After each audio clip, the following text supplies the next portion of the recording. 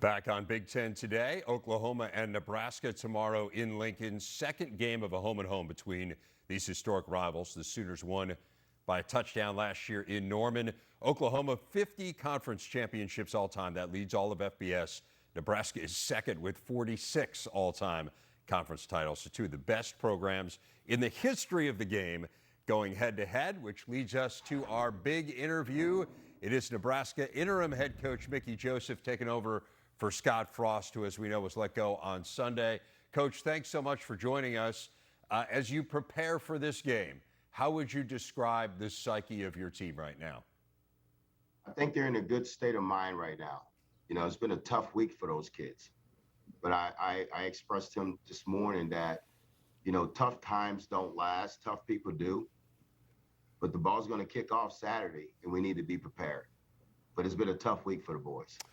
And it's not just kicking off against anyone. It's kicking off against Oklahoma. This is obviously a huge rivalry game. You know it well. You played quarterback yourself at Nebraska. What have you told your team, some of these players who don't know a whole lot about this rivalry, about what Oklahoma-Nebraska means to this program? We really hadn't spoke about the rivalry. We spoke about that we have 9 games left, 9 stop signs, as we would say.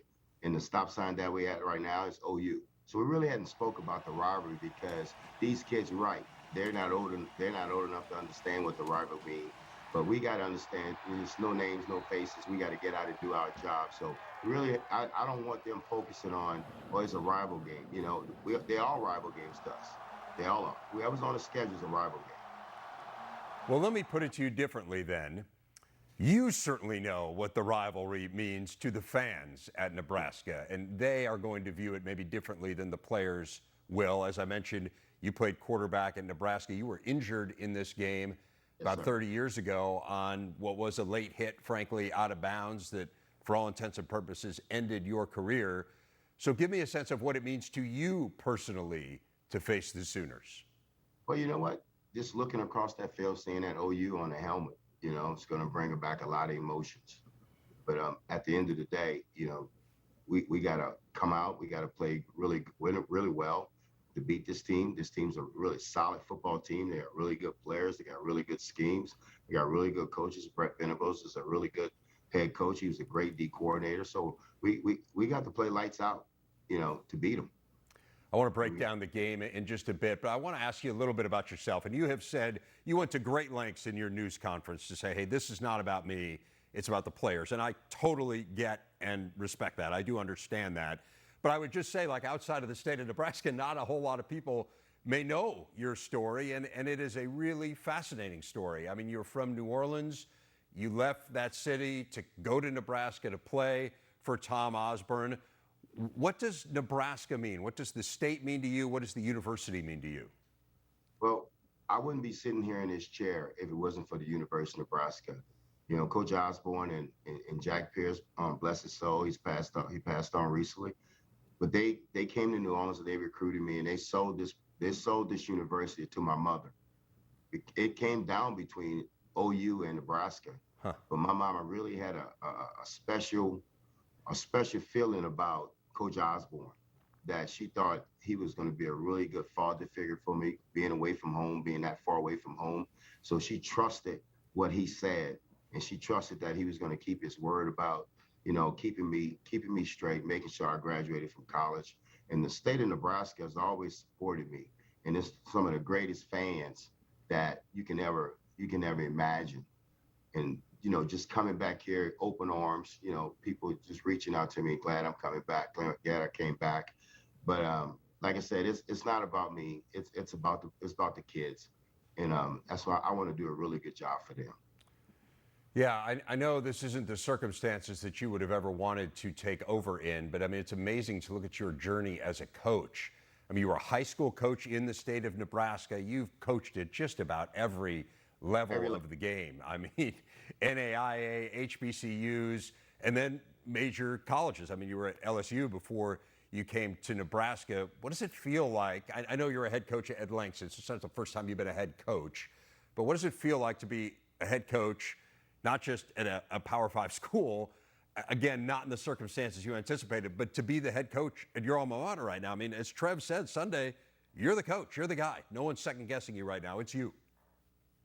Well, if you look at the journey, it's been a long journey. It's been a lot of U-Hauls, a lot of moves, and that's part of it. But I wouldn't change anything from my past because I learned a lot. I was under a lot of great head coaches from L.C. Cole, Darryl Day, Ed Ogeron, who I speak to, a lot, and so I've been under a lot of good head coaches, and I learned a lot from them.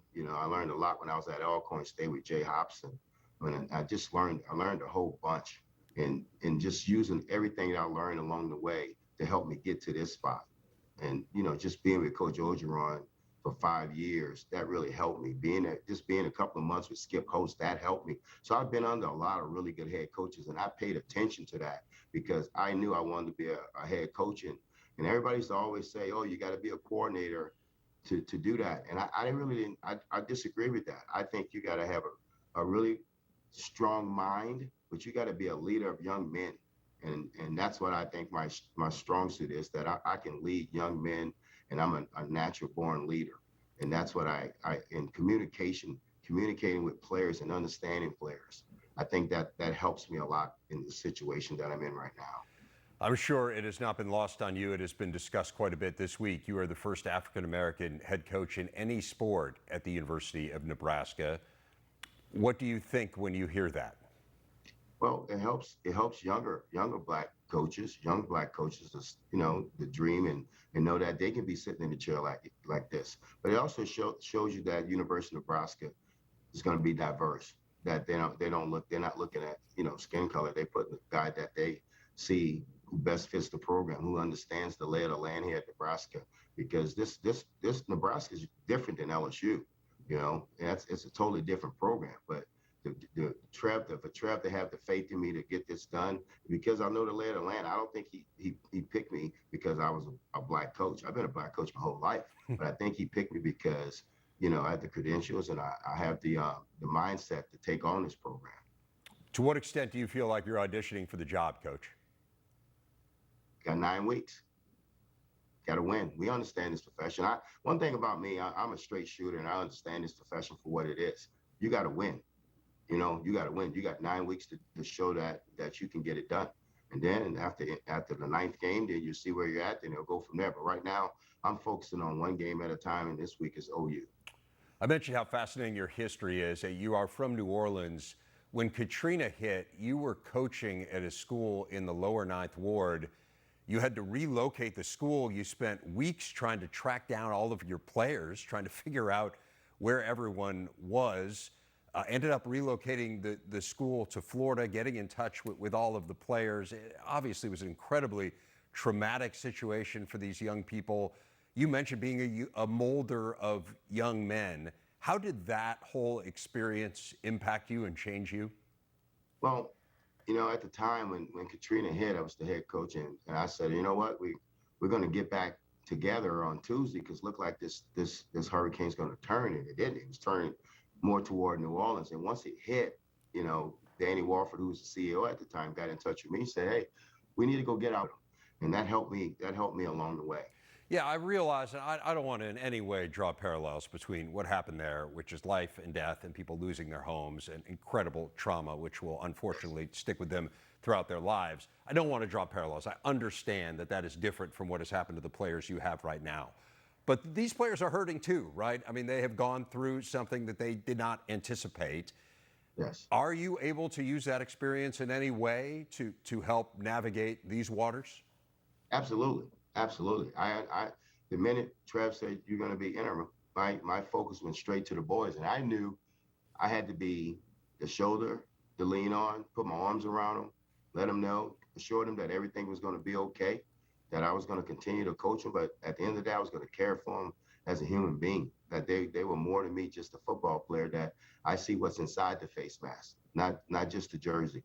And I'm going to treat them as such, and it's about having respect for them, but also, knowing that they're hurting, and Coach Frost recruited this entire 85 scholarship kids accept some of the transfers. He sat in all their living rooms. So they're going to be hurt. You know, put yourself in a situation. They're going to be hurt. But that's why it has got to be a trust issue. And I think they trust me. That's the big thing. I think they trust me because they know I'm going to tell them the truth. I'm going to shoot them straight. I'm not going to talk around it. I'm going to get straight to the point, and I'm here to help them. And I'm here to help them in any way. And they know my door is always open, and they can come see me anytime, and they can talk to me about anything. And I think they understand that. Well, as I said, I did want to talk a little bit about OU here. And if we were shooting straight with your players, you would say the biggest troubles have been on defense, no doubt. How do you get that straight? What have you done this week to try to get the defense, for lack of a better word, fixed before you take on the Sooners? We're detailing. We're detailing more now.